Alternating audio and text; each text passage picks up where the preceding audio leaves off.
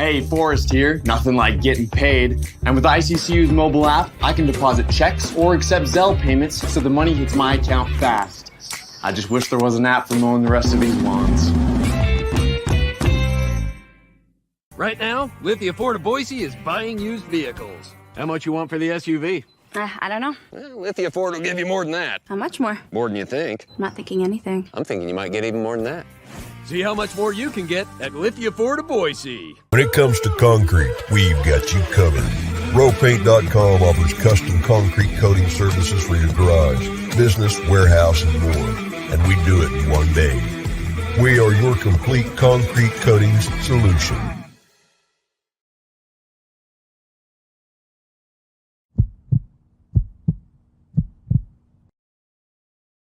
This is Bronco Nation News Live.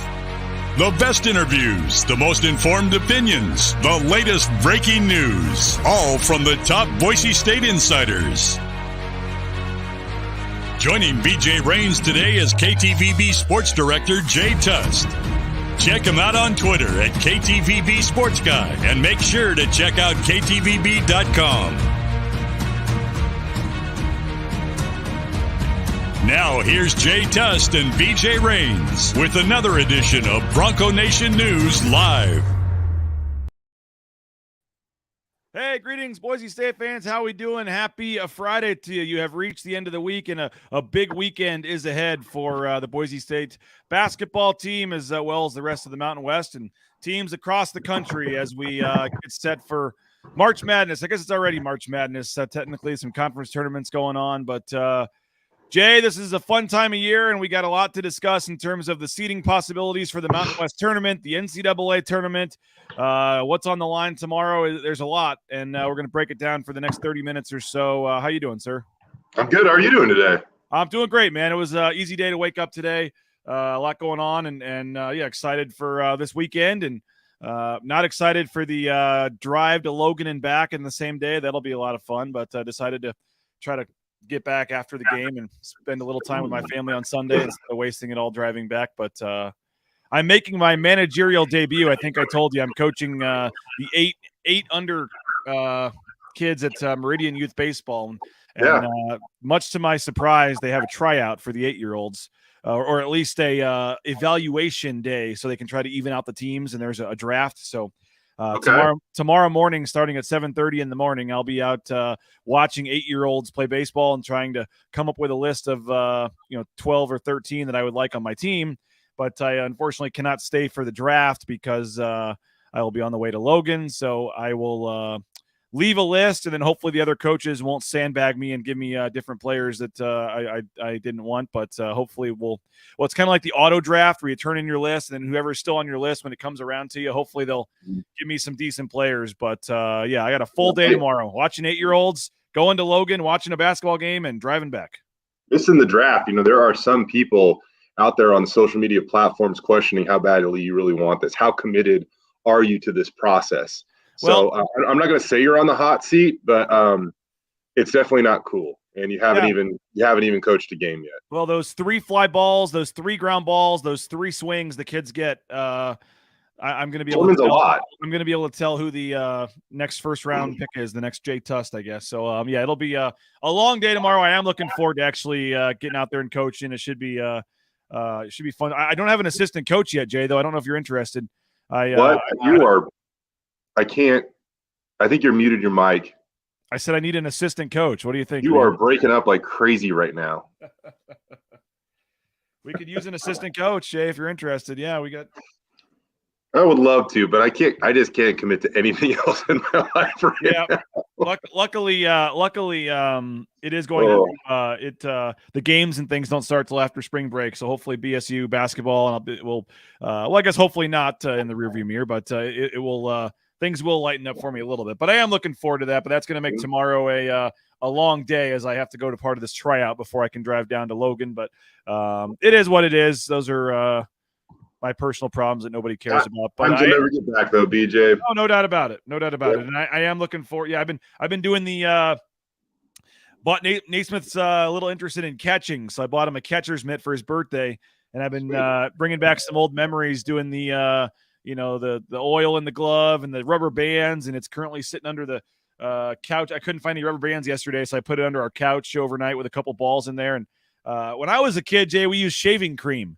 I don't know if you ever used shaving cream, but shaving cream was kind of a trick because it supposedly had some sort of oil to help with the glove. And then I was doing some research on Google, and I guess they don't use that kind of oil in shaving cream anymore. So I basically did that for nothing. But there's nothing better than getting a new glove and like spending the time breaking it in, all that fun. Like that's the best. Yep. But nobody cares about that. They care about Logan, Utah tomorrow night, a big basketball game for Boise State. A lot on the line in terms of the seeding. Some of that will be decided, or at least have a say in being decided tonight. You have New Mexico at Colorado State, which impacts the 5-6 seed, and then Boise State tomorrow. The rest of the Mountain West tomorrow, and I guess we should start at the top. While unlikely, Jay, Boise State will enter the final day of the regular season still alive for at least a share of the Mountain West Championship, which is a pretty nice accomplishment. Yeah, that'd be epic if they could compete for that, no doubt. Oh, we got some background noise. No background noise. Sorry, I'm doing this outside. Flying over. I can stall. I'll stall for a second and thank two of our sponsors. How about Cutwater Spirits? More than 30 flavors of pre-mixed premium cocktails. You can pick one up at your local gas station or grocery store. Perfect time for some weekend basketball viewing. You can get like 2 for $7 at the gas station. Cutwater Spirits. I recommend the Pina Colada, the Mai Tai, the Strawberry Margarita. They're all great, but make sure you check them out. The Long Island Iced Tea as well. Cutwater Spirits. Rowpaint.com, our title sponsor.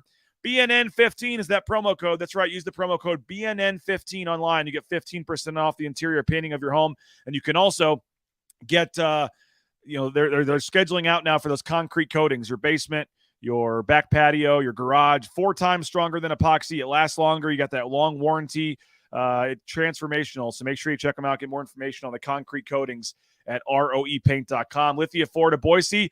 They'll buy your used vehicle even if you don't buy from them. I know it sounds absurd, but if you are looking to sell your used car, they'll make you a cash offer on the spot. Lithia Ford of Boise. They've got the full inventory of vehicles as well. You can do what the Raines family did, and we're very happy with our F-150, especially with some of the weather and the snow we've had recently. So check them out, the full inventory of vehicles at lithiafordboise.com and Idaho Central Credit Union, ICCU.com. I was moving some money around today, making our loan payment on the truck and moving some business money around. It's so easy to use online. You can just do it while you're sitting there on the couch on your phone.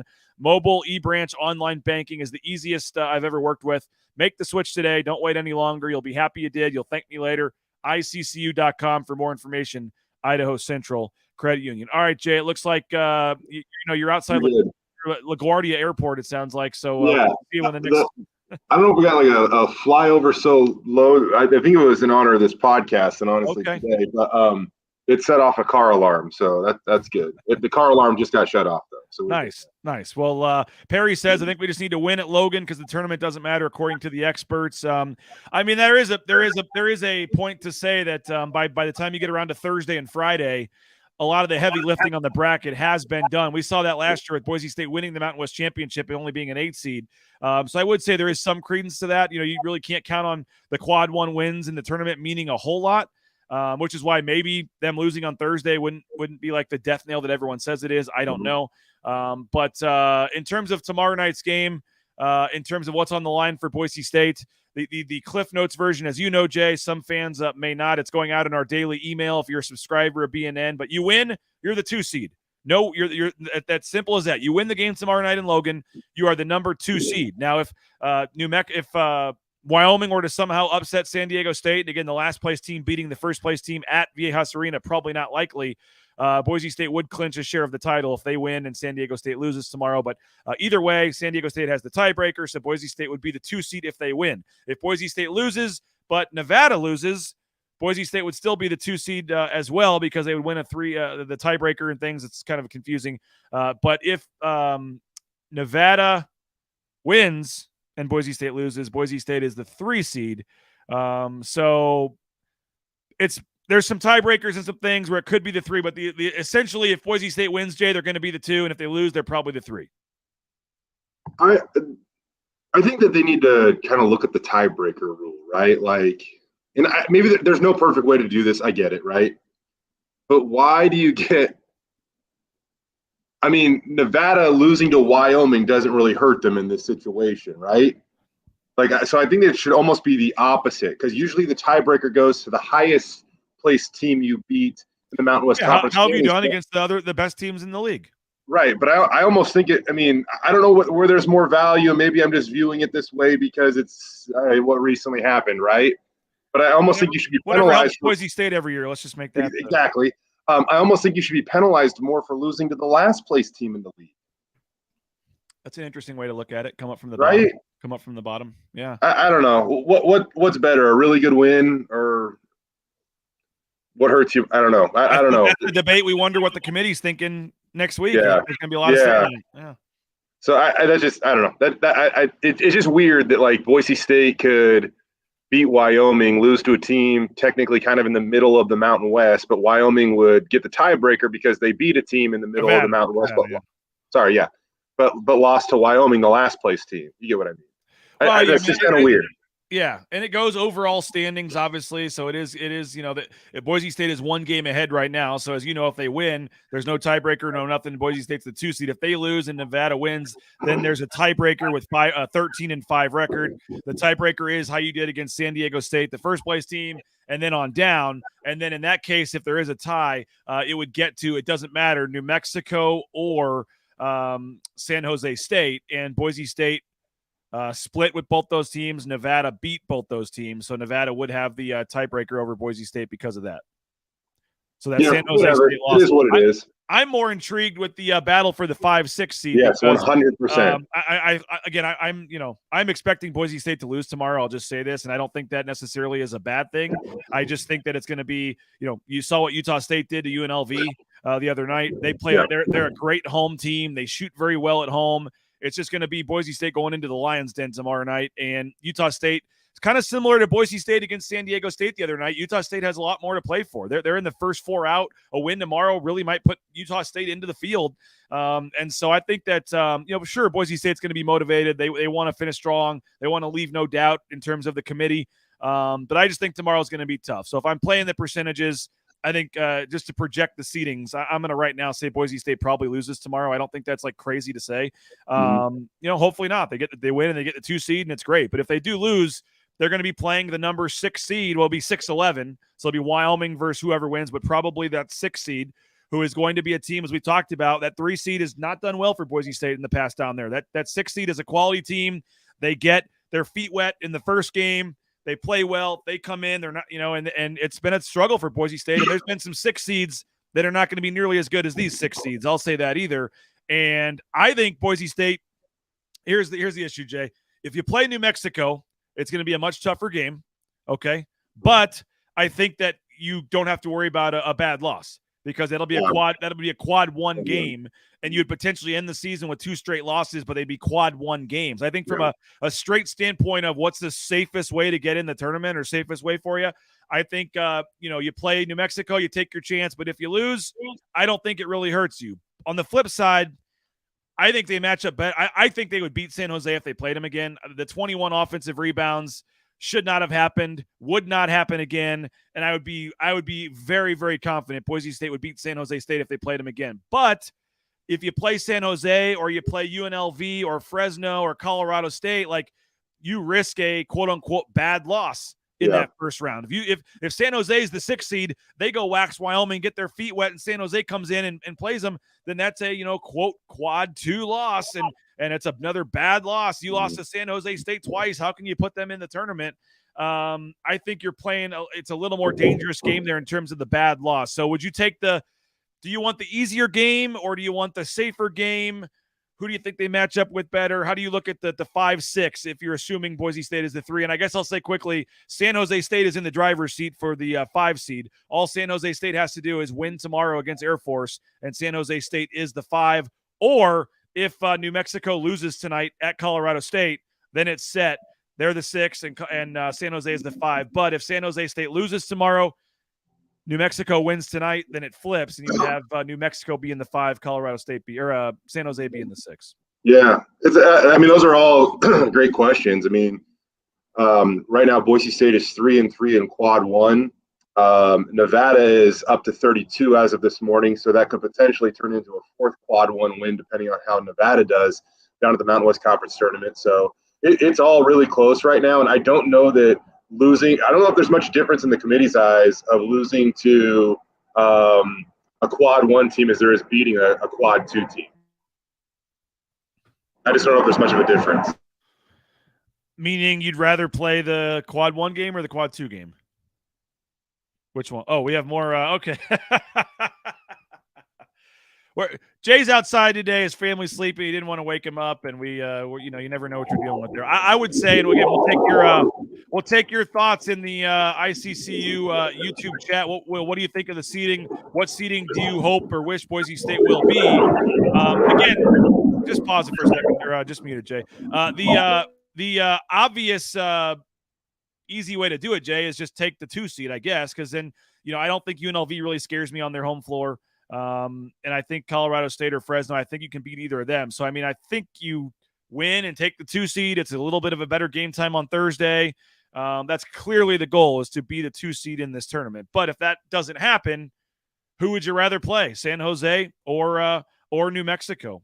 Tanner Harmon's first up. I would rather play New Mexico, avoid the bad loss, better atmosphere, won't wear us down as much physically as San Jose State might in the first round.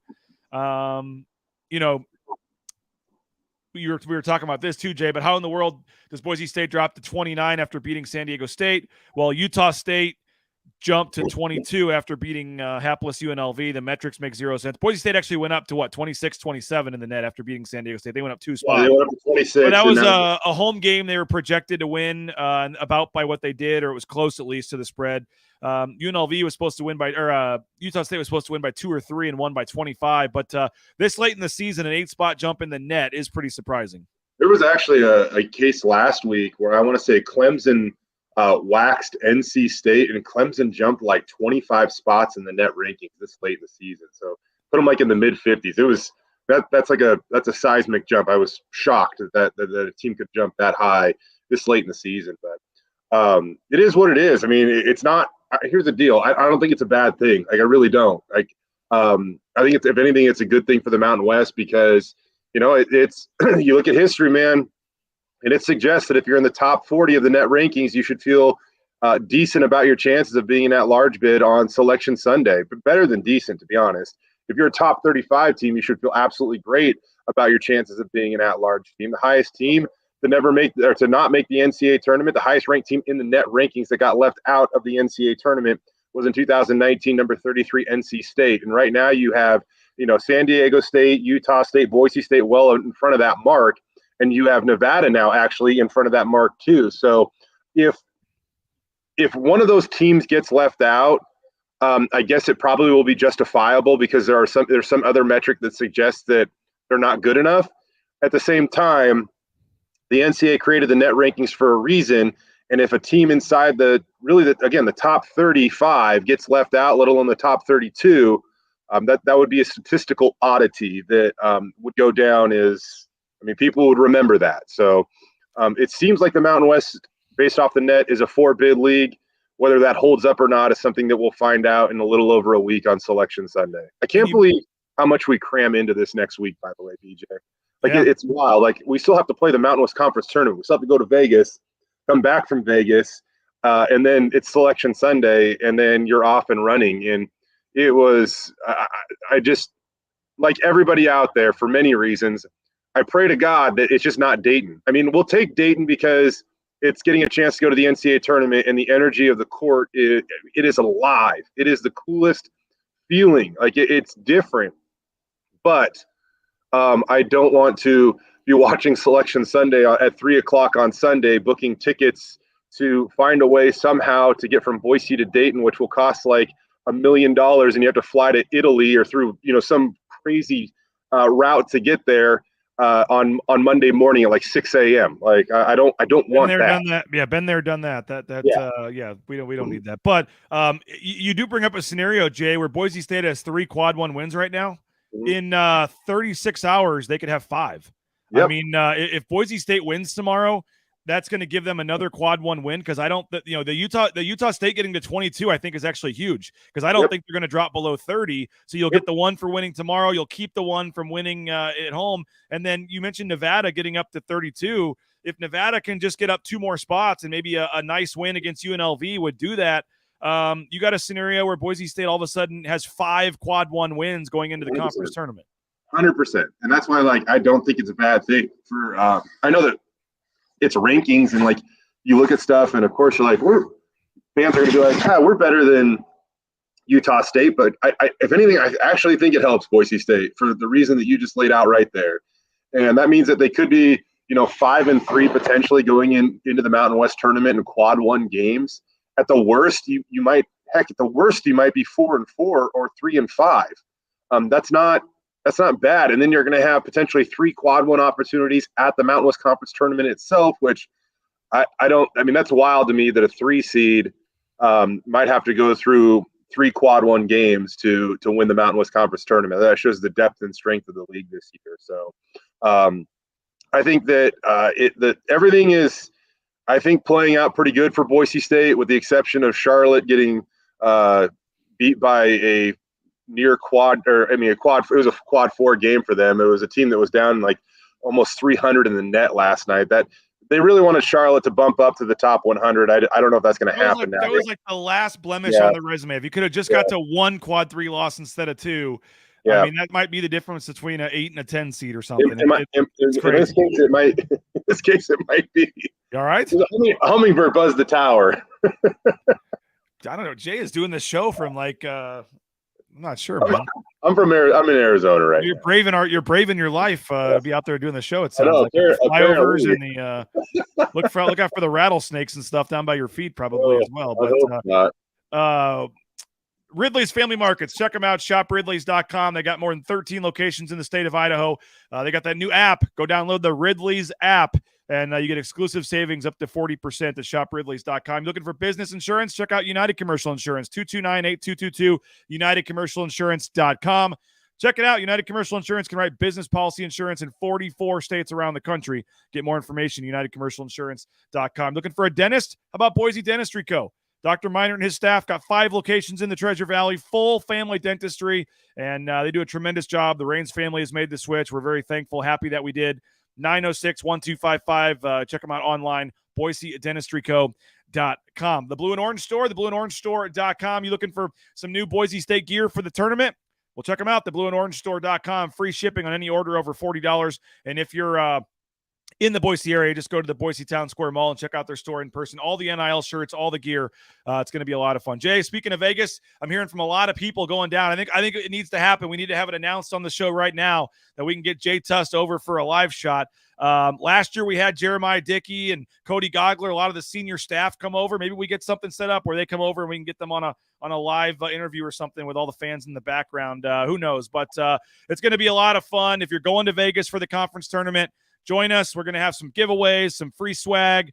I mentioned maybe a Jay Tust appearance. We'll try to get the glossy 8x10s and the Sharpie ready if Jay makes his appearance. But 7 to 9 p.m. on Wednesday, Circa Resort and Casino next week. I know a lot of you are staying at Circa, staying at the D on Fremont Street. If you're not, take an Uber over there. Join us. Check out Fremont Street for the night. And we'd love to see you at Circa Resort and Casino. We'll be teaming up with the Blue Collar Club. There's going to be drink specials. They're making a special drink, by the way, Jay. Let me see if I can find the name of it here real quick. I'm doing this on the fly. They have a special drink for Boise State fans called Bucking Buster. The Bucking Buster is bourbon, lemon, triple sec, and ginger beer. It's going to be some sort of blue or orange drink that they're working on. So some special drinks just for the Boise State fans, and going to be a lot of fun. Hope to see a lot of you over there. Again, we'll have some BNN swag to give away, and that is going to be on Wednesday next week. If the women are in the championship game, we'll obviously switch that around and maybe do something over closer to the arena.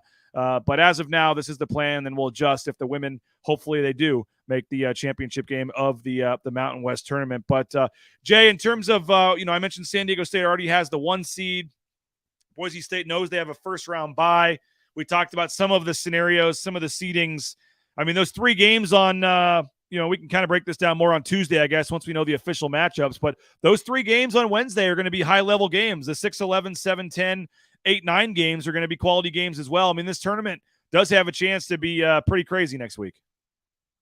I don't know if I have been more excited to watch non-Boise State basketball games at the Mountain West tournament than I am this year. I think it's going to be a phenomenal tournament. I mean, you can make it.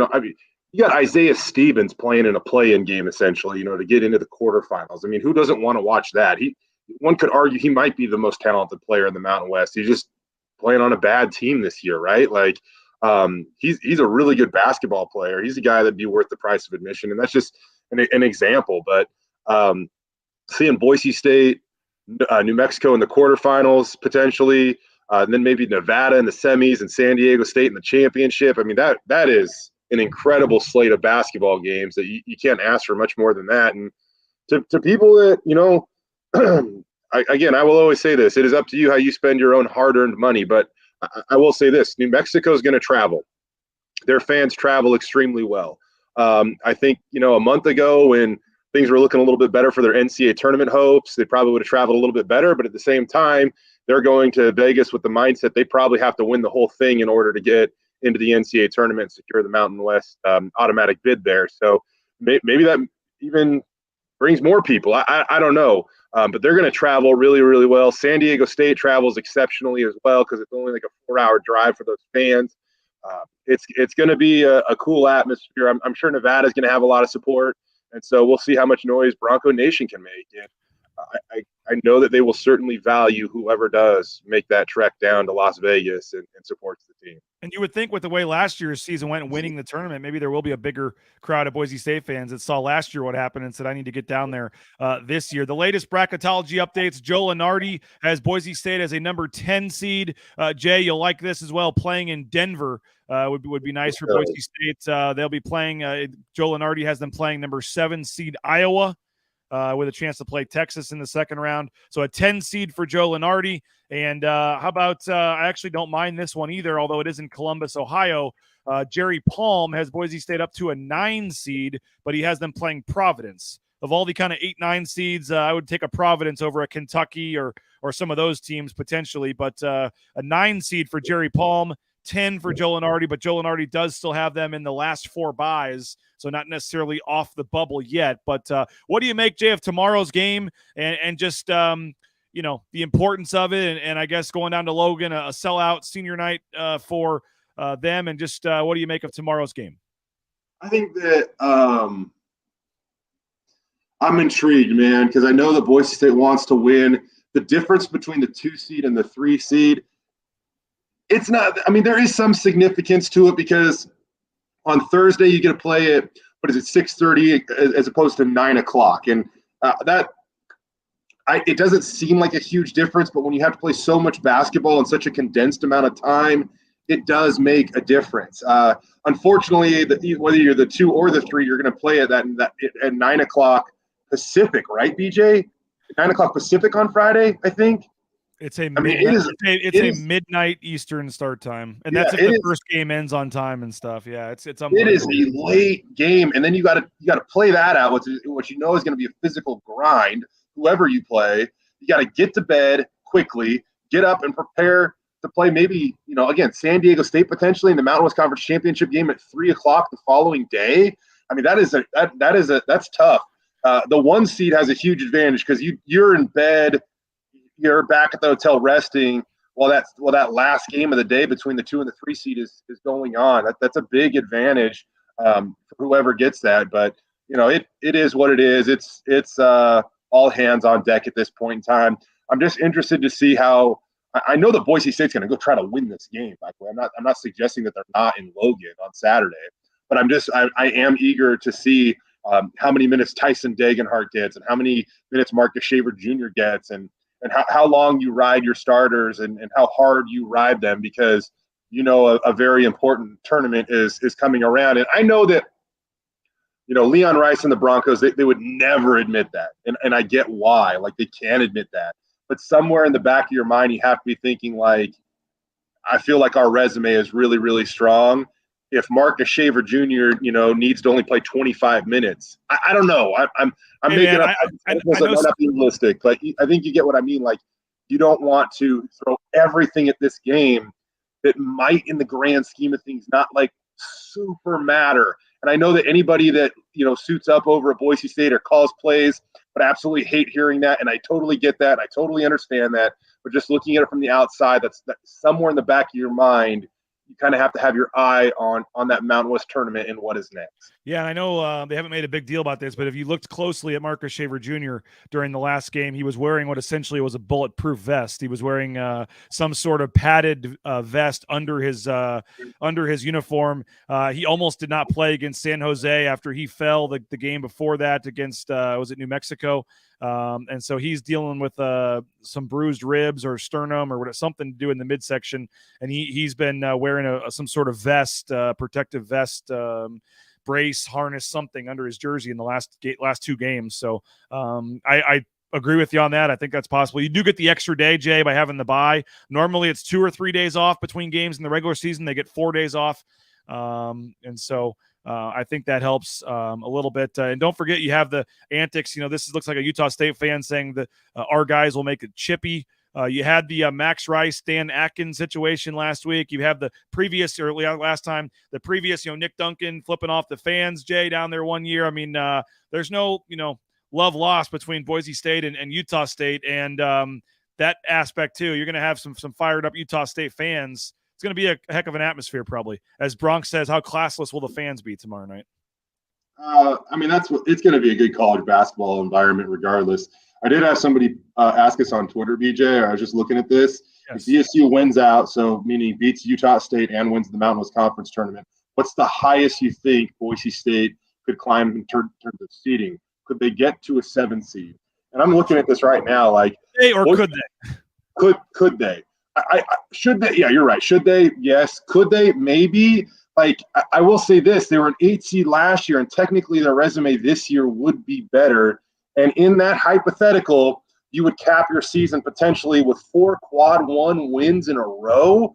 Like, I don't know, that would put them at somewhere between 6, 7, 8 potentially quad 1 wins to end the season. I mean, that would be a resume that would be impossible to ignore and acknowledge. And I will ask you this though: would you rather be an 8 seed in Denver or San Diego or whatever, or a 7 seed in Columbus or somewhere on the East Coast? I personally think I would rather travel a little, keep it closer to home. But that being said, like, there is a big difference between the 7 and an 8 seed. If you're an 8 seed, and even if you win, you're playing a 1 seed. And so that's a tough draw. I will say this though: I don't think there is as big a disparity in college basketball between the 1 seed and between the top ranked team in the country and like the 8th ranked team in the country. Like, usually there's years where it's like, man, there are 3 clear-cut teams. You don't want to play those dudes. I don't know if it's necessarily that way this year. I would agree with that. I would say that I think the highest they can get is an 8. Whether that's fair or not, based on what I saw last year, there's no way they should have been an 8 last year with winning the tournament. It would be a similar scenario, getting hot down the stretch, winning the tournament. Maybe you throw in the Colorado State loss last year at the end of the season compared with beating San Diego State and Utah State to end the year this year. They would have a 1-game better record, I believe. Aren't they 23 and what are they right now? They have 6. Or they're 7. Last year they were 27 and 8. They have the exact same record going into the tournament. Because they're 24 and 7 if they win tomorrow, and then 27 and 7. So I would think they should be a 6 or 7, but I would guess they'd still be on the 8-9 line, just because I think, like I said, a lot of that bracket stuff. There's certain rules where you can't have teams play before a certain round. Certain teams have to be, in their region closer to home. So I think like Monday, Tuesday, Wednesday, they're doing a lot of the legwork on the bracket. And by the time you get to Thursday and Friday, Jay, there's like some very small tweaks, but I don't think they're moving teams up 2 and 3 seed lines by winning their conference tournament. I just really don't. So I think you're right on that, BJ. Like, there are 12 members on the NCAA tournament and selection committee, right? All of those members they fly out before some of these conference tournaments are even over. Like, some of them are played really early, like the Big Sky, for example. I believe their championship is Thursday, but everybody's in that committee is going to fly out to Indianapolis probably by Wednesday. And they start watching all of these conference tournaments over the next few days. And you're right. Like, they have a lot figured out before Selection Sunday, and probably even before, Saturday as well. They have a ton of it already slotted out. And I think the order, BJ, is they find out the 68 teams they want in, and then they go through and they seed everybody basically off of that. I don't think it's all like don't think that's like a black and white situation, but like for the most part, that's the flow. And for the NCAA tournament selection committee, at least from what I know, the thing that takes the most deliberation and they spend the most time on is the 68th team into the field, because there is a massive difference. There is no bigger difference in the NCAA tournament in seeding when it comes to 68 versus 69. Because 69 does not get a shot. 68 does get a shot. And so that I'm told is like one thing that that one seed or those last just couple of seeds can take them hours to get through. And so that's the thing that takes the most deliberation on Selection Sunday or in the lead up to Selection Sunday. Yeah, you'd like to you'd like being a 7 or 8 seed. Yep, unfortunately, it's a shame that's the case, because if the games don't count, why not have the bracket come out? This Sunday. The conference tournament, and then maybe there's an argument where the Mountain West should move the conference tournament up a couple days. You end the regular season earlier. You give the teams more rest going into the tournament, and maybe that it matters more. I mean, the Big 12 used to play their championship game on Selection Sunday, and they were finding out that it literally meant nothing for the seeding. So the Big 12 moved their championship game up to Saturday, which still may not matter a lot, but it gives them an extra day going into the tournament. Maybe, I know it's TV, but I mean, the Missouri Valley, Jay, their championship is this Sunday. Yeah. What if, Boise State did that once before? I mean, the Mountain West did because of a conference in Vegas. What if you moved it up to this week, and you have your semifinals and finals on Saturday and Sunday on national TV, and give them a full extra week to rest? I mean, it's worth talking about. Yeah, you look at what the WCC does. They get their tournament done early. I actually think what the Big Sky is doing this year is kind of an intriguing idea for a conference that, isn't the SEC or the Big 12 or the Big 10, one of those, real clear-cut power conferences in basketball. What the Big Sky is doing this year is they're starting their tournament on a weekend. So they're starting their tournament on a Saturday, and their championship is being played out on a Wednesday or a Thursday, right? And a big reason why they're doing it is because, like, for the most part, if your team gets to the championship, you're like, how can I get there? How can I support them, right? So maybe that's when you figure it out. But now they're giving people an excuse to get here early over a weekend. Don't have to take time off work, any of that stuff. And if your team's winning, you can easily justify that you're already in town to watch the conference championship game, right? And so I don't know. We'll see how it goes. It's the first year that they've done it, but I kind of like that idea of starting it on the weekend, giving fans an excuse to get there, and then justifying just staying there versus, I don't know if I want to go early, and then maybe you just never go. I don't want to take time off work or whatever. Yeah. I know some people that have tickets for Friday, but if Boise State loses Thursday, then they're just going to cancel it and not go. Right. And I think part of it, too, had to do with they got a better TV slot than they've had in the past, too, for the championship. So it'll be a little more of a midweek primetime game for the Big Sky. So, Jay, appreciate your time. Yes. We'll see what happens in Logan tomorrow. I'm praying on Thursday for the 2 seed, just so our Friday morning appearance isn't on about 3 hours of sleep. I think did we push it back an hour last year? Did we go at 10? I think we might have gone at 10 last year, 9 in Vegas. We may have to look into doing that again next week so we can at least get a little bit more sleep. But should be fun. It's one of those times where it's okay if you're not sleeping, because it means things are going well for Boise State, and it's a fun time. So appreciate you, Jay. We'll see you in Vegas. We'll see everybody else in Vegas. We'll see you from Logan tomorrow. Colin Mitchell and I will both be in Logan with the live pregame show, live postgame show as Boise State gets ready to finish the regular season. And for folks that have asked me, no, they did not switch it to any TV channel. It's on the Mountain West Network. A game of this magnitude, it is what it is. Somehow nobody picked it up. It's hard to believe, but it'll be a 7 o'clock start, Mountain West Network, 6 o'clock with the pregame show on the Bronco Nation News social media channels. KTVB will have you covered. State boys tournament all weekend as well. They're all over that. So get down to the Idaho Center, everywhere else where all the tournaments are around town, and check them out. And appreciate all of you guys for watching. Thanks to Jay for getting up early on his vacation to jump on with us. And we will talk to you guys tomorrow from Logan, Utah. Leon Rice, Chibuzo Abo speaking to the media today. We'll get those on the YouTube channel as well. Have a great day. Talk to you later. Bronco Nation News Live, Bronco Nation News.